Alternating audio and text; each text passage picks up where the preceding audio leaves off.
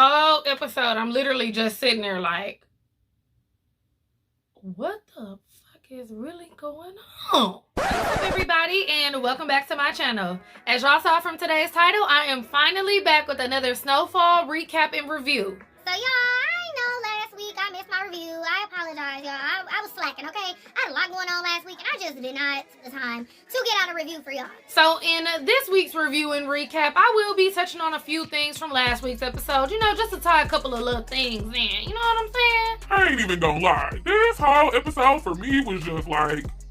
I was literally like speechless for most of the episode. So I'm not even gonna talk too much. We're just gonna get right into this week's episode entitled...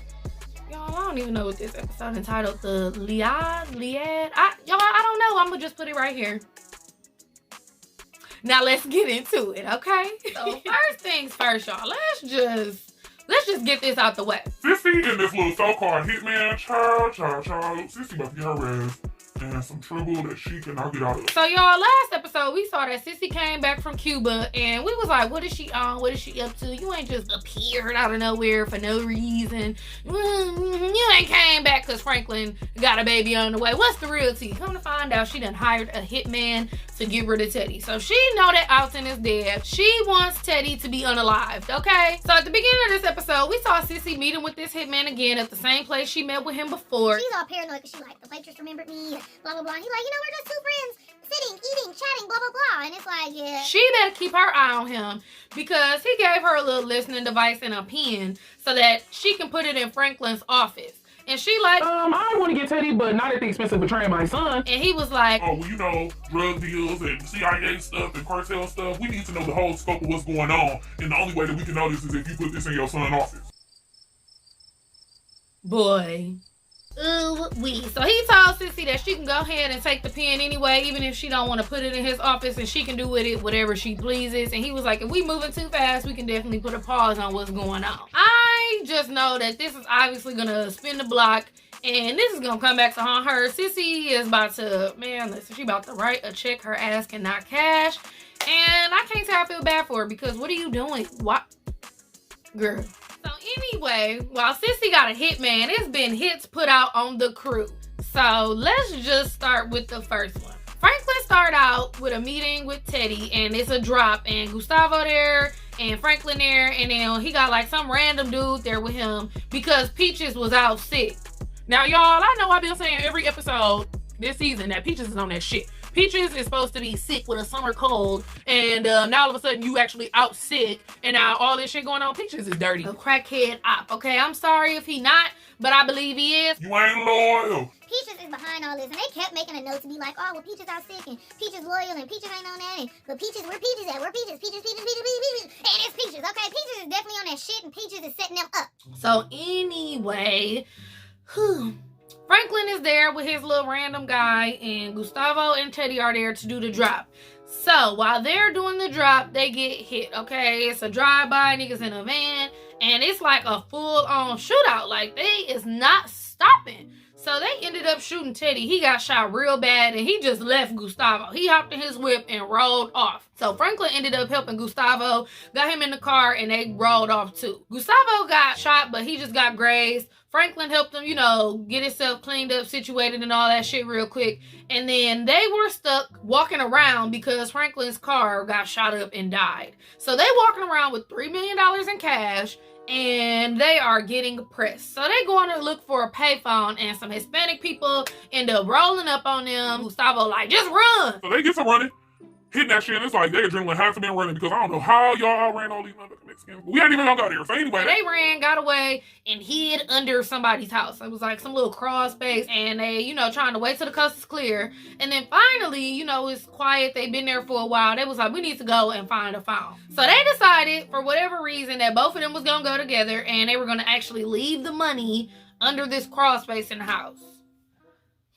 Why y'all just leaving $3 million cash unattended? Y'all listen. Okay, so anyway. So they stroll up to this house and lights out, no car in the driveway. So they're like, we're going to go in here. They break into the house. They get in and they see like all these like stuffed animals. So they see like a stuffed bear, a stuffed alligator.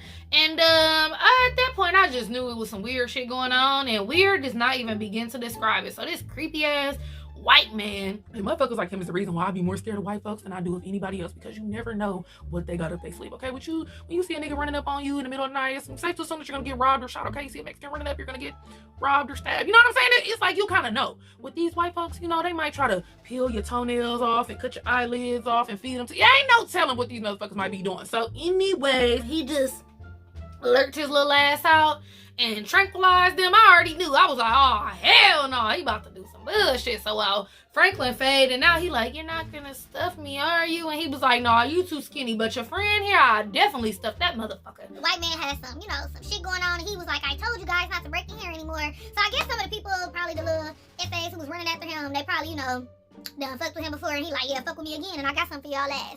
Or he just crazy. And I'm gonna go with a little bit of both. Because after he, shot them with these little arrows and that put them to sleep, Franklin and Gustavo woke up in cages, y'all. So they woke up in a fucking cage next to a tiger. What the fuck is going on here? Like, what is going on? What have y'all gotten yourself into? I have no idea. This man trying to feed them to this tiger. Y'all. So needless to say, Franklin and Gustavo had them a hell of a day. So now let's go rewind back to when the original hit happened. And like I said, Teddy got shot and left Gustavo. So while he left Gustavo, he riding around with bags and bags of coke in the trunk of his car. And he's starting to lose consciousness. He losing blood. He get down some alley. He finna crash, and he get out and stumble his way out and grab a handful of coke. Put it on the wound and then snort him like an 8-ball. I guess he needed the adrenaline rush to get him to where he was going so he wouldn't pass out. So he ended up driving, and then later on, we see some woman coming to her home from a run, and there's a bullet-riddled car out front, and there's blood leading up to the walkway, and she just picks up a shovel and walks in and says, hey, who's bleeding in my house? So that right there tell you she cutthroat. And if I'm not mistaken, is this the same woman who he had seen down in Colombia or whatever? No, he gave her some money like, hey, you can get out of this shit and go and do whatever you want to. Was that her? Or am I tripping? Anyway. She come in there, and clearly her and Teddy have some history. She is from another country, and she was saying, how she can only change bedpans now in this country. In her old country, she was a surgeon. So obviously she came from underdeveloped country, and she had a doctor's degree and all that stuff or whatever. But here in the United States, it's different. So she was reduced to being a CNA. So she see Teddy bleeding out, and she like, oh, I can help you. You're not going to die unless I want you to. So I don't know what type of history they really got, but it was definitely some weird vibes once again going on. This whole episode was just weird. So she went to go steal some supplies from the hospital so she could perform surgery on this nigga. And while she's talking to Teddy during surgery, he drifting in and out. Yeah. She was aroused by this. Like, this woman is a nut. She was aroused and decided that she was going to masturbate over his body while she's performing surgery on him. Like, yeah. Bitch is crazy. Not the end of the troubles for today. So while Gustavo and Franklin were out, earlier looking for a phone to call somebody, he did actually page Jerome and Louie, but they were out to lunch with Veronique and Sissy. so let me just tell y'all how they got here. So at the beginning of the episode, Franklin and Veronique went to Louie and Jerome and was like, hey, we need that investment on that property we came and talked to y'all about. And Louie like, hey, we never agreed to that. We never said we was going to do that. We got our own plans. We got our own vision for the future. And it does not include whatever the hell you talking about. We're going to use our money for what we want to. Y'all got to figure that shit out on y'all. So Franklin was like, hey, let's do $5 million instead of 10. And they like, no, we're good. So Franklin mad as hell already at them and was like, we need this money so we don't have to put all of our dimes and pennies into this, project or whatever. So Veronique was like, hey, just give me a chance and I'm going to try to handle it for you. So boom. That's why Veronique and Sissy are out to eat with Jerome and Louie. So they're at lunch. They're sitting out on the patio. Ooh, this is so beautiful. Such a lovely day. Blah, blah, blah. Sissy trying to, tell them, like, you're not investing with Franklin. You're investing in your future. Real estate is the way. We can't keep selling they drugs. sweet talking them. They trying to sweet talk them. It kind of looked like it was working. No, it didn't look like it was working. They wasn't fucking with them. So anyway, Louie and Jerome both got a page, and they looking at each other like, let me go see what the fuck is going on. So Jerome goes to the payphone, and he hosts some nigga off the phone, and he ends up calling Franklin.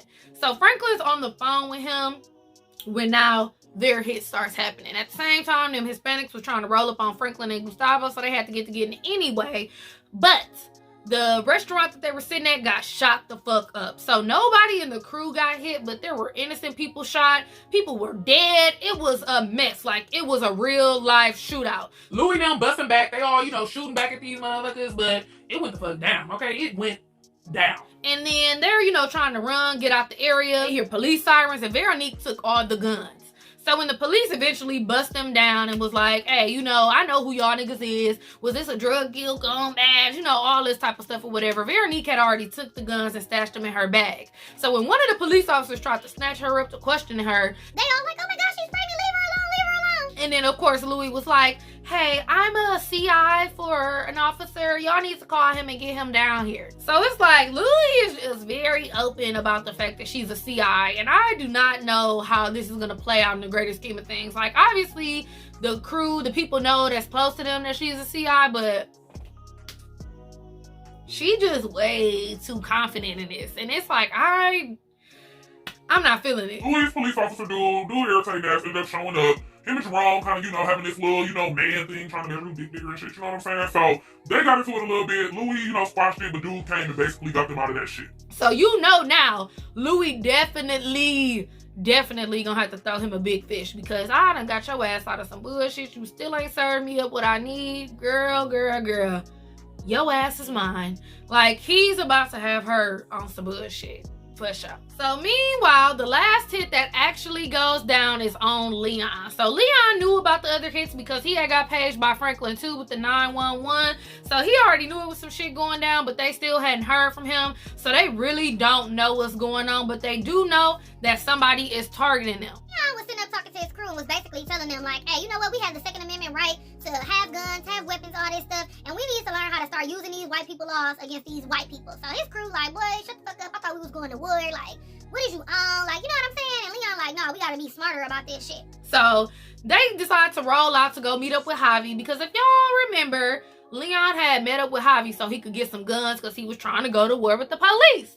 So he gets to the, the spot with Javi, and, he got rocket launchers and just all type of big ass war guns. And Leon was like, actually, I changed my mind. I just need lots of handguns and shotguns, because like he said, you can have guns and all this stuff. So basically at this point, he trying to renege on the deal with Javi. Javi like, look, these guns don't come with receipts. I have to pull some strings to get this shit.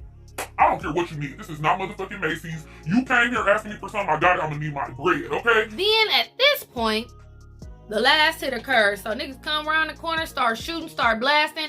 Javi people start blasting back. Leon them start blasting back. It's bodies dropping on each side. And I just already know that this is gonna cause even more trouble, because y'all already know Javi gonna think that he was set up. Javi already gonna think it was a setup, because you came here asking me for some guns. Now you don't want these guns. You trying to change your order, and all of a sudden my niggas getting shot. Boy. The crew is making some wild ass enemies, y'all. Like, this shit is getting crazy, okay? But during this hit, one of the people that was in one of the cars that came and shot them fell out of the car while he was blasting at them niggas, and they ended up like checking his pockets. No ID. They don't know who this nigga is, so they really don't know who is behind these hits. But it was somebody who knew where all of them was gonna be at one time. So like I said before, I think it's Peaches. Some of the people in the crew trying to say it wasn't Peaches. They trying to blame it on Diamond, and what's the other hit girl name, the other shooter? I don't remember, but they trying to put it on everybody but Peaches. I think it's Peaches. Peaches would have known where all of them was at. He out sick all of a sudden. It's just, Peaches, you was my nigga until you wasn't. You on that shit, and you set niggas up, bro. Peaches about to get killed. Peaches is about to get killed. I'm sorry, I hate to say it. But these hits done set so many things off, y'all. This episode was so very weird, so very crazy. It was a lot going on. Like, it was like one thing after another. It's like, woo! A day in the life. Oh my word. And apparently this episode was just a part 1, so we will be getting part 2 to this episode next week. And y'all, from the preview, it seems like Franklin and them still gonna be stuck in that motherfucking cage. They're gonna be trying to figure out who behind these hits. We are gonna figure out who behind these hits in the next episode. I already know he is, and it's gonna be Peaches. But whatever. If I'm wrong, I'll come back on here and say I'm wrong. But y'all know I ain't wrong. Y'all know I'm right. Who do y'all think is putting out these hits on Franklin and the family? Because we know it ain't Skully now. Skully cool. Skully is situated. Skully like, alright, look, y'all cool. Skully all about vibes and all that shit. So I don't think it's Skully. But it is some black hitters. I don't think it's the niggas or the people that you know, was trying to overthrow Skully. I don't think it's none of them. I think it's Peaches. I think he done started some new shit, and shit is about to hit the fan for the crew, okay? I can't even wrap my head around it. Like, my mind is running at 1,000,000 miles per hour, even trying to think of all the bullshit that's about to happen. Okay, we ain't even halfway through the season, are we? Was this episode 5? I think this was episode 5. So we just now halfway through the season, and y'all. Franklin Saint, your ass is in some deep doo-doo. I really want to see how they gonna get their ass out this tiger cage, okay? I'm really curious. But let me know what y'all thought of this week's episode down below. And let me know what y'all think is going to happen on next week's episode. And I also reviewed the Power Universe and Bel-Air. So before you leave off my channel, go make sure you check out some of those videos too, okay? And y'all, I know I be asking y'all to do a lot, but y'all, this shit is free, okay? So I need y'all to support me and go down below and like, comment, and subscribe. And then the only thing I need you to do after that is get money, spread good vibes, drink your water, and mind your business, okay? All free shit. Do that for me. Y'all know niggas love free shit. Y'all know niggas love free shit. And I love y'all for fucking with me, okay? Thank you so much for tuning in to today's video, and I will see you all next week. Bye.